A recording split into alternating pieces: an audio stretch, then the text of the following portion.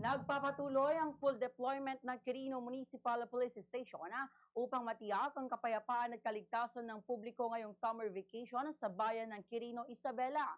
Sa panayam ng Bombo Radyo Kawan kay Police Major Joseph Curugana, Chief of Police ng PNP Quirino, sinabi niya na 90% ng kanilang personnel ay nakadeploy sa mga strategic areas sa kanilang nasasakupan habang 10% naman ang nanatili sa himpilan ng pulisya.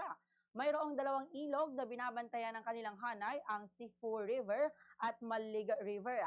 Anya, maliit lamang ang ilog ng mga ito at walang malalim na parte kaya madalas sa resort nagtutungo ang mga residente roon.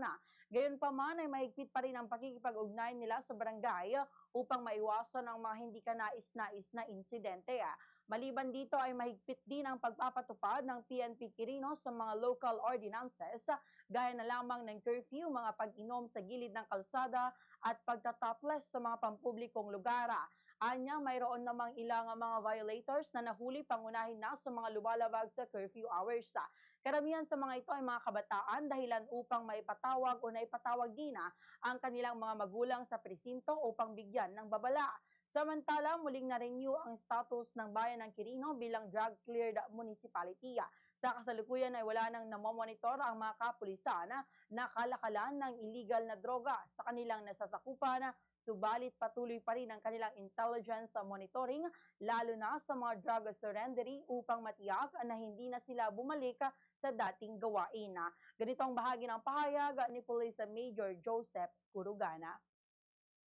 Sa pamumunan ng abang lingkod, ang halos gabi-gabi na ugnayan sa barangay. Hindi tayo nagsasawa na pumupunta sa barangay at ang papatawag ng mga taong makikinig sa atin. Lalong-lalo na po yung sa usaping